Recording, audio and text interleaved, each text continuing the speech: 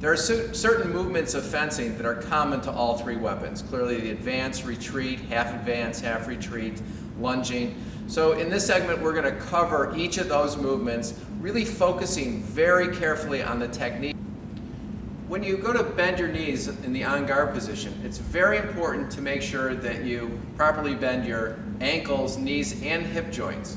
Most people have a lot of trouble with this. So one thing that's very helpful when you start to bend is to think, push through the tops of your feet, make sure your knees are soft, and then bend your ankles and your knees will go out nicely and your body will stay up. To get proper movement, it's very helpful to do what I call weight transfer exercise. So you start with a very wide on guard position, bend properly, and here I want to take my weight back. The act of moving from backwards to forwards, what I want to make sure I do is bend my ankle and knee goes forward as I stay back, and then my body moves forward until I firmly feel this foot. Now I'm going to go the other direction, begin with the back ankle and knee, body weight follows, and I feel quite a bit of movement in my hip joints when I do it this way. Most people that try this exercise without instruction will go like this. Boom, boom, boom. Moving without any movement in the hips, the whole body, we don't have any separation between the legs and the torso. Everything goes at once. Instead of moving the legs and then the body. And there's a lot more movement in here. When you're moving into a half advance, you want to think a lot about the order of the movement.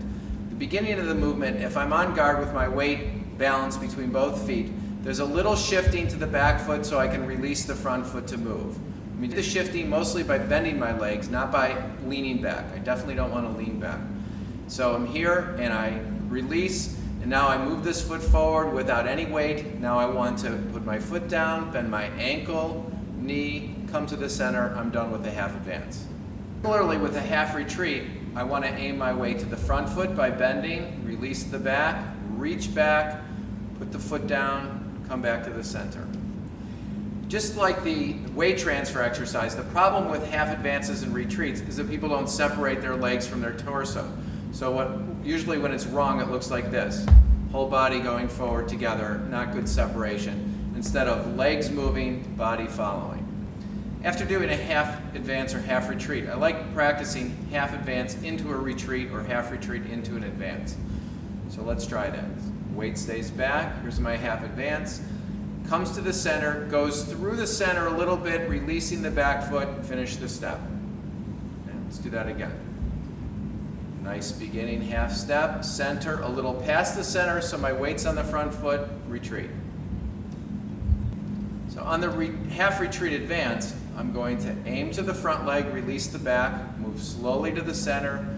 Now find the back leg fully, release the front, and go forward. If we're practicing a full advance, we want to practice that in slow motion before we go to full speed. So let's try that. So weight stays back, reach to the center. Now find the front foot, bend the knee forward, and finish the step. Advances and retreats should accelerate. In most cases, they start quite slowly and then they end quickly. So let's practice that. So release, swing, now here slowly, and then finish quickly. We can do that with a retreat too. Start slow and finish quickly. The quickness is coming from a little push from the back leg. The quickness also comes from making sure that you bend your knee quickly. So when I'm here, as I'm finishing this step, if there's good knee and ankle bend, that helps pull me forward. When we really get the order of movement correct, staying on this foot as you're reaching back or staying on the back foot as you're reaching forward, it allows you to take steps of different lengths without much trouble. So I can start to reach back and then turn it into a big step, or I can reach and take a small step. Practicing jumping forward and back helps emphasize good footwork, and it reminds you that fencing footwork isn't that different than jumping. So we've been emphasizing really staying back and having a lot of movement through the back hip joint as we go forward. And if I jump, the difference between jumping and advancing is my front foot's in the air as I move the back foot. There's a nice natural movement, bending, reaching, and jumping. Reach and jump. So here's a retreat, here's an advance, here's a jump, here's a jump. They're not very different. Most of our steps start slow and end fast. We've talked about that already, but sometimes you start a quick step. So when you go slow, you swing slowly with the front leg and you push. Swing slowly and push. When you go fast, all that you do is you bend a little quicker and swing a little quicker. I think about the knee bend, so I bend quickly to go quickly. So the beginning of a swing with the front leg starts with the knees going out. So if I think knees out, go.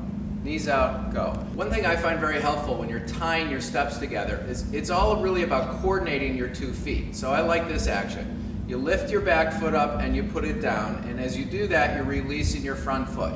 So I call it lift the foot, drop and step, and if I can do that, now I can very nicely go from one step into a second step. Step, drop, step. You see, as I'm dropping, as I'm landing in this foot, I'm already releasing the other foot. You definitely want to practice being able to change speeds from slow to fast and from fast to slow.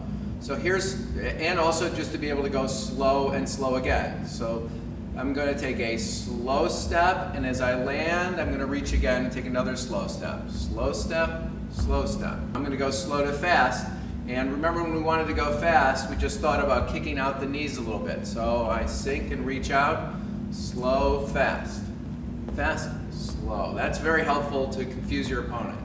Slow, fast, slow.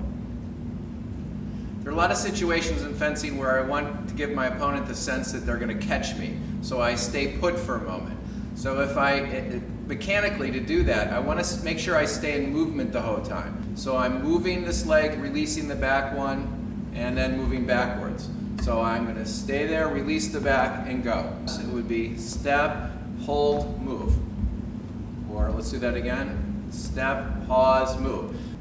In this hesitation before you go back, you are bending this front knee a lot, which really gives the opponent the sense that you're going forward. That will help them think they should finish or they should react to that.